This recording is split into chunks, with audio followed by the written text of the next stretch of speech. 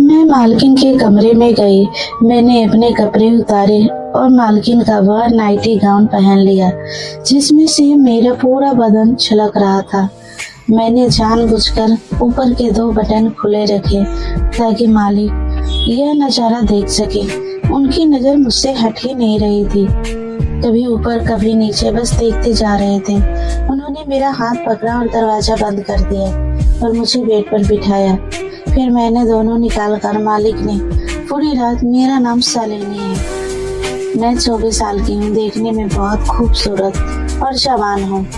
मेरी शादी सुरेश नाम के लड़के से हुई थी जो देखने में ऊंचा, लंबा और हट्टा कट्टा था।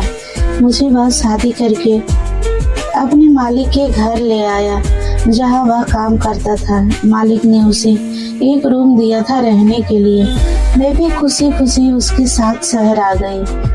मालिक को जैसे ही पता चला वह मुझसे मिलने के लिए आई और कहने लगी, अगर तुम चाहो तो हमारे घर पर कपड़े, बर्तन और झाड़ू पोछा का काम कर सकती हो, जिससे 2 पैसे तुम भी कमा पाओगी और तुम्हारा मन भी बहल जाएगा। सुरेश ने कहा, हाँ हाँ क्यों नहीं मालकिन, कल से आ जाएगी। अगले दिन से मैं उसके वहाँ काम करने लगी। हमारा गुजारा हो ही रहा था गुजारा कि अचानक एक दिन सुरेश की तबीयत खराब हो गई। जैसे ही अस्पताल में ले गए, डॉक्टर ने उसे मृत घोषित कर दिया। अभी हमारी शादी को सिर्फ 2 ही साल तो हुए थे। मैं कितनी बदनसीब थी कि पति का प्यार अभी ठीक से मैं पाई भी नहीं थी। उतने में ही मेरा पति चल बसा। सुरेश के जाने के बाद मैं उसके गांव वाले घर में रहने लगी, जहां पर मुझे दिन रात ताने मारे जाते थे। मुझे यह कहा जाता था कि मैं अपने पति को खा गई। मैं उनके ताने सह नहीं पा रही थी, लेकिन मैं करती क्या। मेरा नसीब में तो अब बस यही सब लिखा था। मुझे ना मायके वाले रखना चाहते थे, ना ही ससुराल वाले। एक दिन अचानक ही मालकिन का फोन आया और वह कहने लगी कि सालू, तुम्हारे साथ बहुत बुरा हुआ। सुरेश हमारा बहुत ही वफादार था। अगर कभी तुम्हें किसी चीज की जरूरत हो तो तुम बेझिझक हमसे कहना। उनका इतना कहने पर ही मैं रोने लगी और मैंने अपनी आप बीती उन्हें बताई।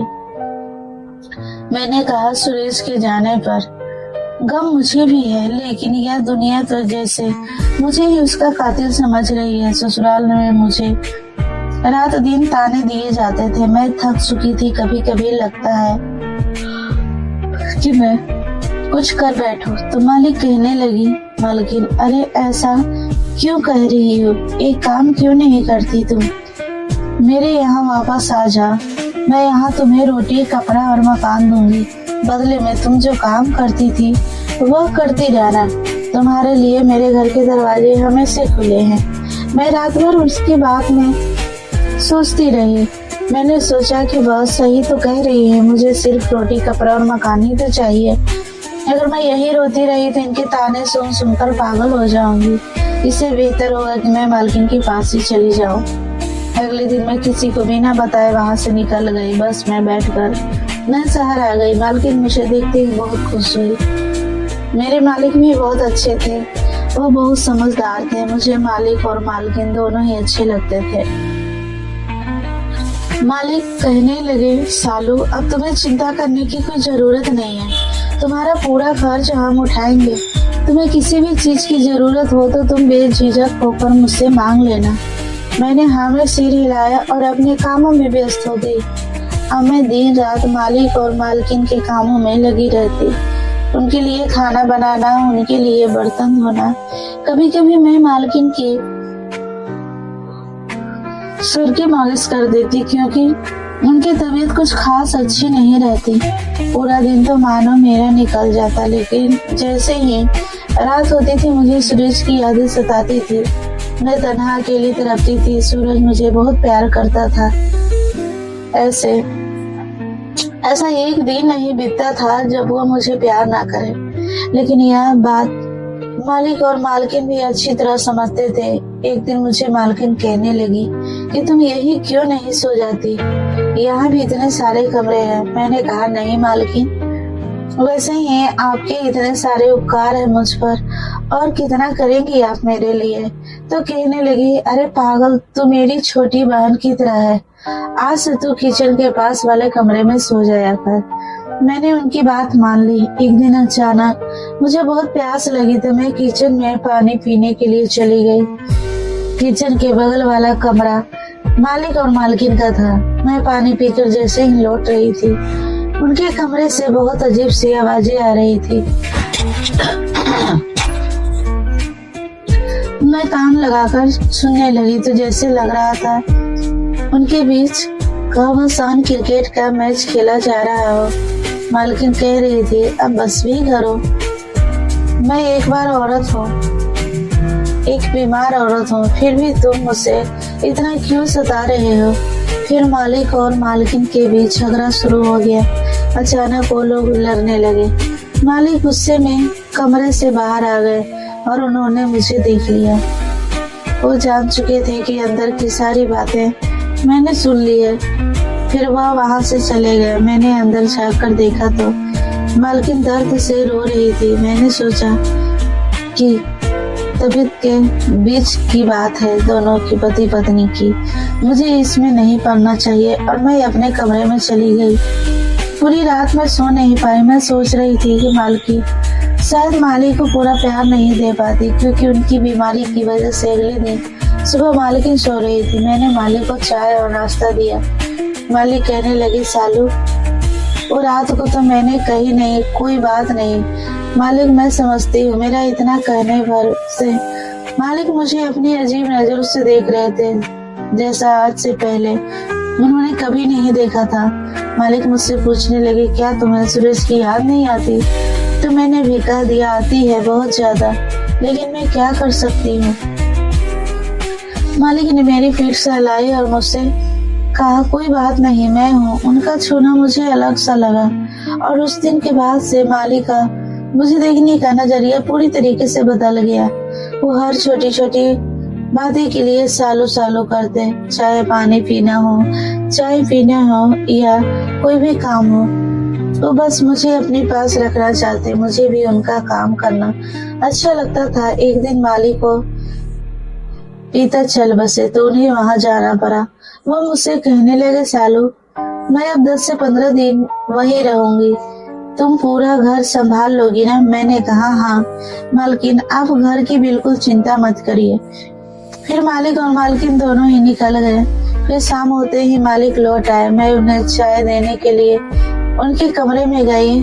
मैंने कहा, मालिक चाय लीजिए, तो वह मेरी ओर देखने लगे और कहने लगे, लेकिन मुझे तो दूध पीना है। मैं थोड़ी चौंक गई कि मालिक ये क्या कह रहे हैं, और फिर वह मेरी तरफ देखकर मुस्कुराए और कहने लगे, आज के बाद से मैं चाय नहीं, सिर्फ दूध पीऊंगा।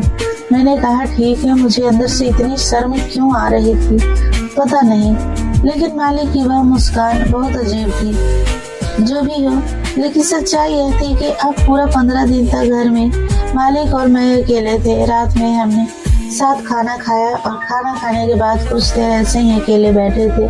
तभी मालिक कहने लगे, उस रात तुम हमारे कमरे के बाहर क्या सुन रही थी? तो मैंने घबरा कर कहा, तुम भी तो नहीं, कुछ भी नहीं, मैं क्या सुनूंगी। तो वह कहने लगे, मैं जानता हूँ तुमने हमारी सारी बातें सुनी, और कहीं ना कहीं तुम्हारे मन में यही होगा कि मैं ही गलत हूँ, कि एक बीमार औरत को मैं कितना सताता हूँ।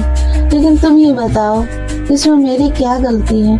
मुझे जो चाहिए होता है वह तुम्हारी मालकिन मुझे दे नहीं पाती। हर रात उसका कोई ना कोई बहाना होता है, कभी यह दर्द हो रहा है, कभी वह दर्द हो रहा है।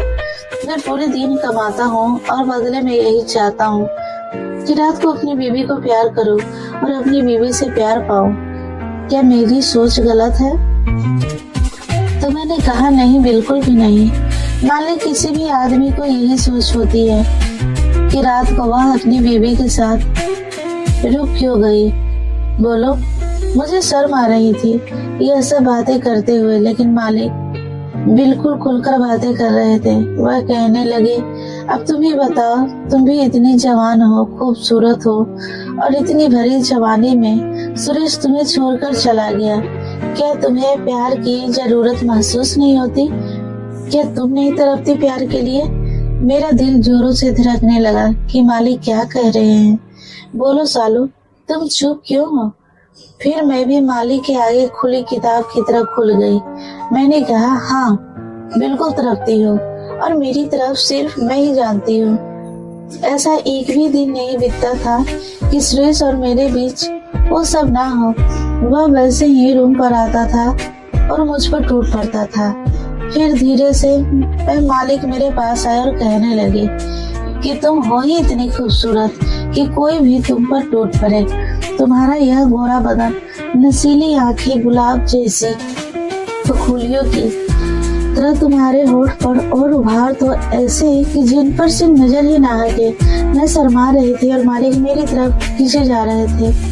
मैं अपने कमरे में जाने लगी तो मालिक ने मेरा हाथ पकड़ लिया और कहने लगी, देखो सालू, मैं तुम्हारे साथ कोई जबरदस्ती नहीं करना चाहता, लेकिन अगर तुम चाहो तो मैं सुरेश की कमी पूरा कर सकता हूँ। बदले में तुम भी मुझे वह प्यार देना जो तुम्हारी मालकिन मुझे नहीं दे पाती। अगर तुम्हारी हाँ है तो ठीक है, वरना कोई बात नहीं। मैं बस इतना चाहता हूँ कि तुम्हारे अंदर जो आग लगी है मैं उसे शांत करो। हम एक दूसरे का सहारा बन सकते हैं। तुम्हारी मालकिन की बीमारी की वजह से वो मुझे ठीक से 2-3 मिनट का प्यार तक नहीं दे पाती, लेकिन जिस तरह से सुरेश तुम्हें घंटों तक का प्यार देता था वही प्यार मैं दे सकता हूँ। इतना कहकर मालिक अपने कमरे में चले गए। फिर मैं भी एक गहरी सोच में चली गई। मैंने सोचा कि आखिर मालिक गलत ही क्या कह रहे हैं। वैसे भी अभी मेरी भरी जवानी है, मेरी उम्र ही क्या है, और मेरी दूसरी शादी तो कभी नहीं होगी। तो आखिर मैं क्यों तड़पती रहूं? मुझे भी तो कोई प्यार करने वाला चाहिए, और वह प्यार अगर मुझे मालिक से मिल रहा है इसमें बुरा क्या है? और सही रही मालकिन की बात, तो मैं देखा है वो खुद मालिक से दूर भागती है। उसकी बीमारी शरीर मालिक के प्यार को बर्दाश्त नहीं कर पाता है, और अगर मालकिन को यह सब सही नहीं लगा तो वह खुद आकर मुझसे कह देंगी, वह मेरे ही थोड़ी ना गई है मालिक और मुझे इतने बड़े घर में अकेला छोड़कर। जो भी हो, लेकिन अब मैं अपनी भावनाओं को नहीं रोकूंगी और मालिक को निराश नहीं करूंगी। मैं मालकिन के कमरे में गई। मैंने अपने कपड़े उतारे और मालकिन का वो नाइटी गाउन पहन लिया जिसमें मेरा पूरा बदन झलक रहा था। मैंने जानबूझकर ऊपर के 2 बटन खुले रखे ताकि मालिक यह नजारा देख सके। मैं बहुत ही अच्छे से तैयार हो गई, और जैसे मालिक को पसंद था वैसे ही मैं आज की रात मालिक के लिए यादगार बनाना चाहती थी। बस क्या था फिर। मैं जैसे ही मालिक के कमरे में गई तो मालिक मुझे देखते ही जा रहे थे। उनकी नजर मुझसे हट ही नहीं रही थी, कभी ऊपर कभी नीचे, बस देखते जा रहे थे। उन्होंने मेरा हाथ पकड़ा और दरवाजा बंद कर दिया और मुझे बेड पर बिठाया। फिर मालिक ने कहा, रुको, मैं तुम्हारे लिए एक तोहफा लाया हूँ। फिर उन्होंने मुझे सोने की अंगूठी पहनाई। मेरी तो खुशी का ठिकाना ही नहीं था। मैंने कभी अपनी जिंदगी में सोने की अंगूठी नहीं पहनी थी, और उसी खुशी में मैं मालिक के गले लग गई। मालिक ने भी मुझे अपनी बाहों में कसकर पकड़ लिया। उसके बाद हम दोनों प्रेम के सागर में डूबते चले गए। लगभग 35 मिनट तक प्यार का गोता लगाने के बाद हम दोनों बाहर आ गए। मैंने मालिक से कहा कि आज बहुत दिनों बाद सुकून मिला है। काश हम दोनों ऐसे ही प्यार में गोते लगाते रहते तो कितना अच्छा होता। मालिक कहने लगे, आज के बाद से हम दोनों इस सागर में ऐसे ही गोते लगाते रहेंगे, यह मेरा वादा है तुमसे। सच कहूँ तो मुझे मालिक से इतना प्यार मिला जितना प्यार मुझे कभी सुरेश से भी नहीं मिला था। मैं बहुत खुश थी और मालिक भी। मालिक के चेहरे से साफ पता चल रहा था वह कितने खुश हैं। फिर रोज रात को लगातार 15 दिनों तक हमने क्रिकेट खेला। उसके बाद मालकिन भी वापस आ गई, लेकिन मालकिन सब जानती थी। मालिक ने अपना कमरा अलग कर लिया और वह खुद मुझे मालिक की सेवा में भेज देती और कहती, उनका ख्याल रखना। बस हम तीनों खुश थे, मालिक, मालकिन और मैं। तो दोस्तों, कैसी लगी आपको यह कहानी? मुझे कमेंट करके जरूर बताइए। अगर अच्छी लगी हो तो प्लीज लाइक कीजिए, शेयर कीजिए और सब्सक्राइब करना ना भूलें। धन्यवाद। और हाँ दोस्तों, हाई बटन जरूर दबाना।